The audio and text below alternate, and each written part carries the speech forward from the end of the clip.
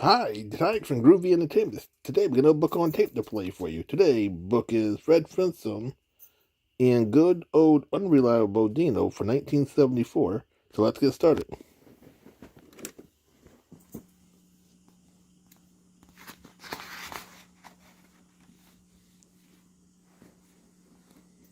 Hello, girls and boys.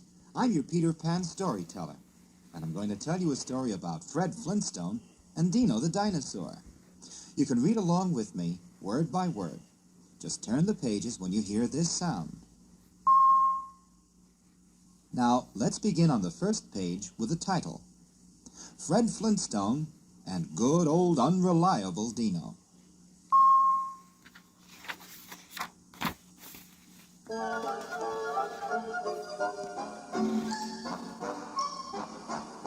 One evening, Wilma Flintstone came into the living room where Fred was relaxing after his hard day's work at the rock mine. Fred, we simply have to do something about Dino. He's just got to go. Go? Go where? Why? I'll tell you why, Fred Flintstone. He's driving me crazy. He gets into everything. Why, just today he tracked mud all over my clean kitchen floor.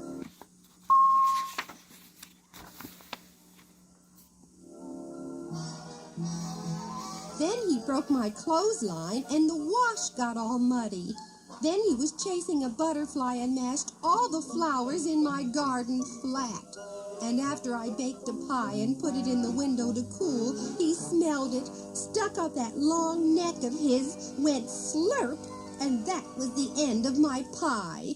Well, what can we do about him? Anything to get him out from under my feet. I know. Maybe we could get him a job. A job? Well, what kind of a job can a baby dinosaur get?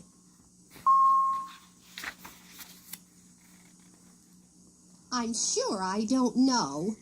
Why don't we just put a notice in the paper and see what happens? Let's do it right now.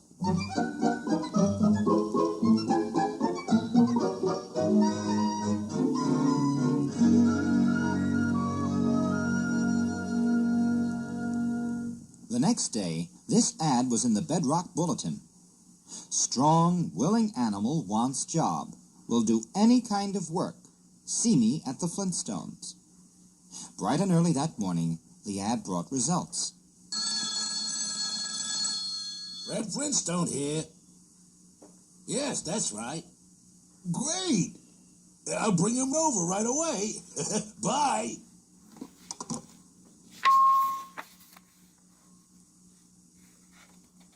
Wilma, guess what? The ad worked. Dino's got a job. Goodness, that was quick. What kind of a job? The Gray Day Dairy called. Their horse is sick, and they want Dino to pull the milk wagon. So Fred took Dino to the dairy, and they hitched him up to the wagon. And Dino's workday began. Everything went fine for a while, and Dino worked hard, pulling the wagon carefully, not even jiggling the milk bottles. But then, late in the morning, the trouble began. The last stop before lunch was to deliver milk to the people at the rock mine. They stopped first at the mine office to see how much milk they wanted to buy.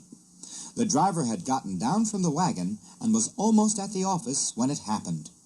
Dino's father worked at that mine, and he was one of their best rock diggers. Dino caught sight of him in the distance and got very excited.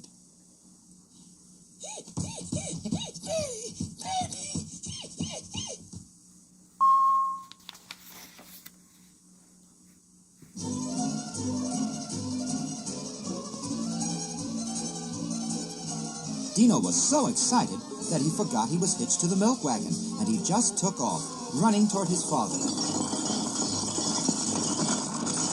The wagon bounced and bumped behind Dino, and bottles were flying everywhere. Dino didn't even stop when the wagon hit a big rock and turned over. He just kept right on going, dragging the broken wagon behind him. The rock mine looked as if it had been in a blizzard. Broken glass, wheels, and pieces of wagon were everywhere, just covered with milk.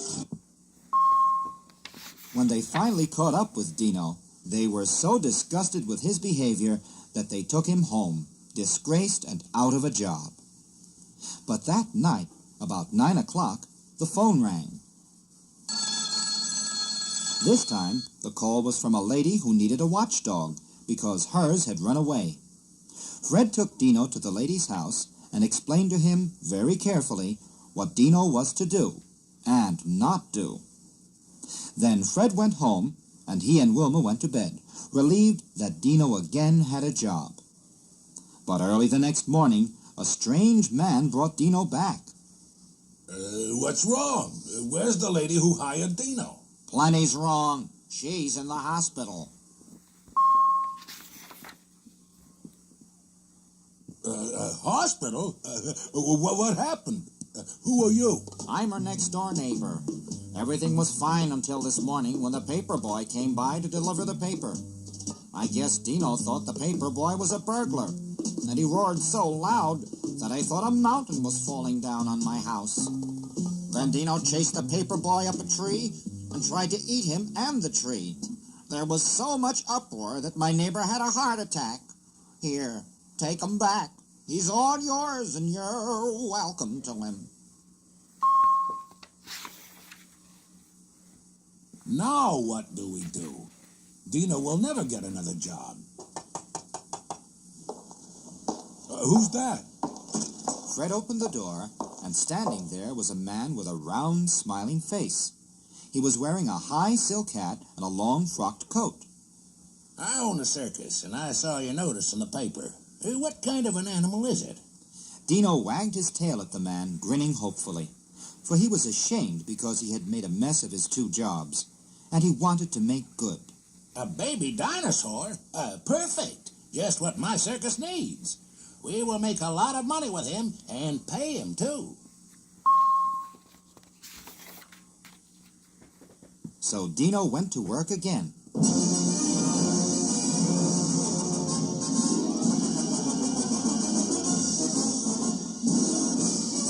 days later, the circus owner brought him back.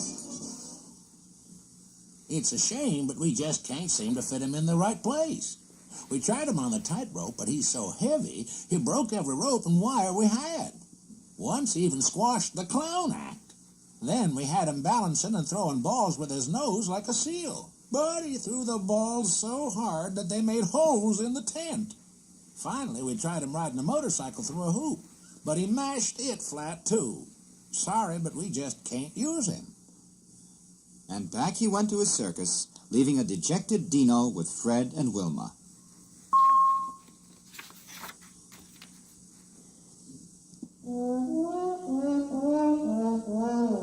Whatever are we going to do, Fred? There just doesn't seem to be a job that's right for Dino. I'll tell you, Wilma, there is one job we know he's good at. So I say, let him keep right on doing it. What job is that? The job of being a pretty good 2-year-old baby dinosaur in this house. He knows all about that, and he's good at it. We'll just have to put up with his shenanigans because we love him.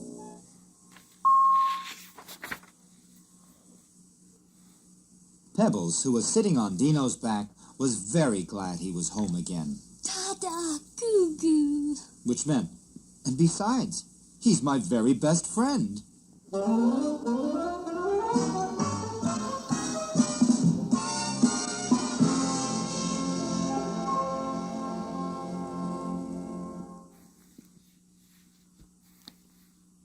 So, that was Fred Flintstone and good old unreliable Dino for 1974. So if you like, subscribe, share, and comment, and have a groovy day. And our next book will be Fred and Barney in Circus Fun.